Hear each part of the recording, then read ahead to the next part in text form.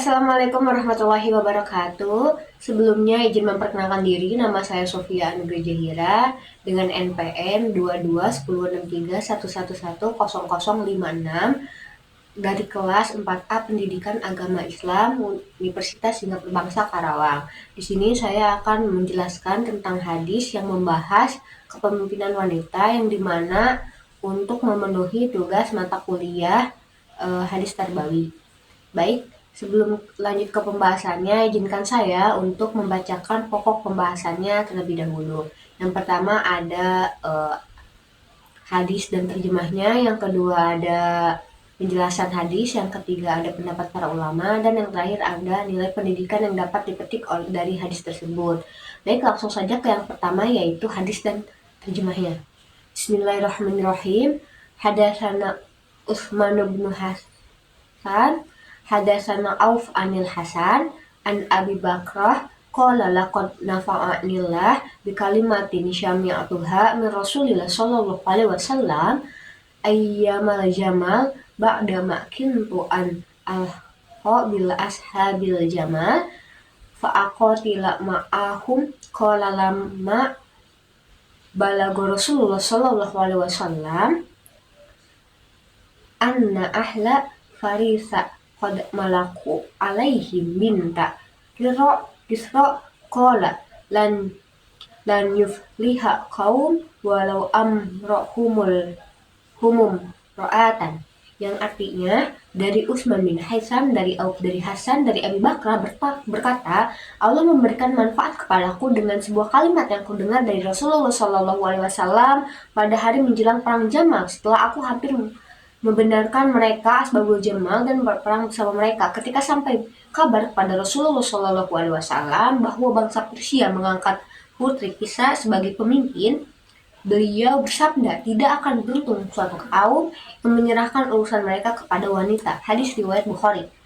Jadi dari penjelasan hadis tersebut, bahwasannya memang benar itu terjadi pada sejarah ketika perang Jamal itu.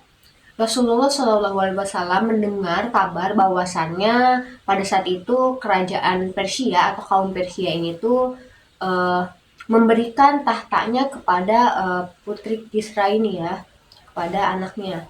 Jadi karena raja sebelumnya meninggal, karena pada saat itu mereka menggunakan kepemimpinan atau tahta dengan keturunan gitu. Jadi otomatis ketika raja sebelumnya meninggal digantikan oleh anak-anaknya. Nah, karena kebetulan raja kaum Persia ini yang sebelumnya tuh memiliki anak perempuan, jadi otomatis tahtanya diberikan kepada anak perempuannya ini.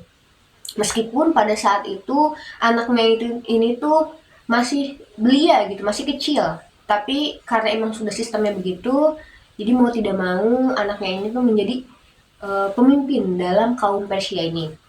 Jadi karena Rasulullah Shallallahu Alaihi Wasallam mendengar kabar itu, Rasulullah Shallallahu Alaihi Wasallam langsung berkata atau bersabda bahwasannya tidak akan beruntung suatu kaum yang menyerahkan urusan mereka kepada seorang wanita, seperti itu. Dan adapun pendapat para ulama bahwasannya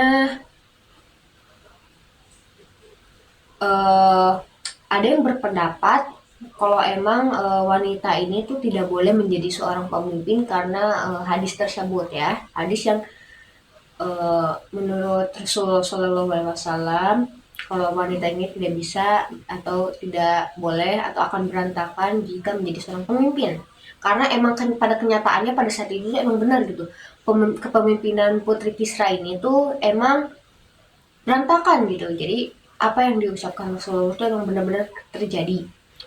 Akan tetapi karena masyarakat wanita gitu makin dari zaman ke zaman makin meningkat, dan akhirnya banyak yang berpendapat bahwasannya kaum wanita dan kaum pria ini tuh diberi kedudukan yang sama sebagaimana terdapat dalam Al-Qur'an yang memberikan peluang yang sama terhadap kaum wanita dan kaum pria yang terdapat dalam Quran surat At-Taubah ayat 71. Bismillahirrahmanirrahim. Al-mu'minuna wal mu'minatu ba'duhum awliya'u ba'di ya'muruna bil ma'rufi wa yanhauna 'anil munkari wa yu'minuna as-salata wa yu'tuz zakata wa yu'ti'una Allah wa rasulah. Ulaika syayarhamuhumullah innallaha azizul hakim, yang artinya, dan orang-orang yang beriman, laki-laki dan perempuan, sebahagian mereka adalah menjadi penolong bagi sebagian yang lain. Mereka menyuruh mengerjakan yang ma'ruf, mencegah dari munkar, mendirikan sholat, menunaikan zakat, dan mereka taat kepada Allah dan Rasulnya. Mereka itu akan diberi rahmat oleh Allah. Sesungguhnya Allah Maha Perkasa lagi Maha Bijaksana. Jadi menurut firman Allah dalam ayat tersebut, bahwasannya Allah memang sudah memberikan kedudukan yang sama gitu. Mau wanita, mau laki-laki, memiliki peluang yang sama. Jadi balik lagi kepada individu tersebut gitu, bagaimana cara dia menjadi seorang pemimpin yang baik, dan setidaknya seorang wanita ini tuh nantinya akan menjadi pemimpin gitu dari rumah tangganya.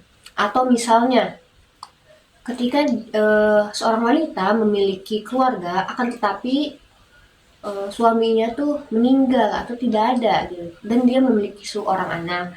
Nah, maka mau tidak mau seorang wanita ini tuh menjadi seorang pemimpin dalam keluarganya. Karena kenapa? Karena wanita ini tuh memiliki peran yang double, yang dimana bisa menjadi seorang ibu dan bisa menjadi seorang ayah gitu untuk anak-anaknya. Dan juga Mahmud Saltut menjelaskan bahwa tabiat kemanusiaan antara laki-laki dan perempuan hampir sama, karena Allah SWT telah menganugerahkan kepada perempuan sebagaimana yang dianugerahkan kepada laki-laki. Kepada mereka dianugerahkan Allah potensi dan kemampuan untuk memikul tanggung jawab dan menjadikan kedua jenis ini dapat melaksanakan aktivitas-aktivitas baik yang bersifat umum maupun yang bersifat khusus. Karena itu syariat pun meletakkan keduanya dalam satu kerangka yang sama gitu. Jadi mau laki-laki mau perempuan bisa saja menjadi seorang pemimpin, karena bagaimana dengan cara dia menyikapinya gitu, dan cara dia bertanggung jawab ketika menjadi seorang pemimpin itu. Karena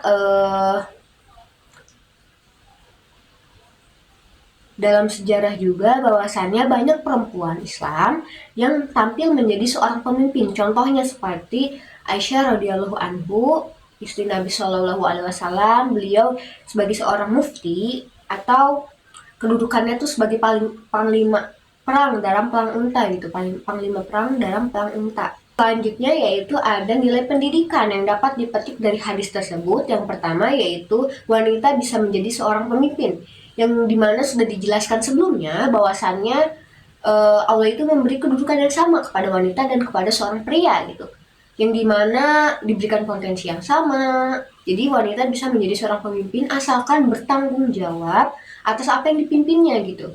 Karena pada akhirnya semua yang dipimpinnya ini tuh bakal dipertanggungjawabkan. Yang kedua yaitu wanita juga bisa mendapatkan pendidikan yang tinggi gitu. Jadi gak ada tuh sejarahnya kalau misalnya wanita ini tuh percuma gitu sekolah tinggi-tinggi kalau hasilnya di dapur, tidak ada yang seperti itu. Karena bagaimana pula seorang wanita ini tuh nantinya akan menjadi seorang ibu, dan ketika menjadi seorang ibu, wanita ini tuh akan menjadi madrasah pertama bagi anak-anaknya gitu.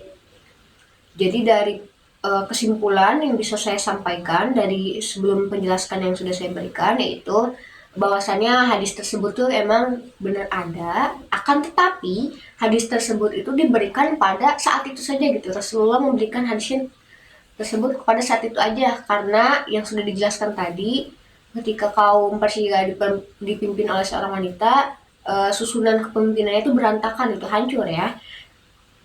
Jadi untuk sekarang tuh emang dibolehkan seorang wanita untuk menjadi seorang pemimpin, yang penting menjadi pemimpin yang bijaksana, yang bertanggung jawab, dan tidak boleh gitu dikasih. Jadi ketika dia memimpin tidak boleh memfokuskan kepada satu hal saja, akan tetapi harus seimbang. Baik, cukup sekian penjelasan yang bisa saya sampaikan. Kurang lebihnya mohon dimaafkan. Wassalamualaikum warahmatullahi wabarakatuh.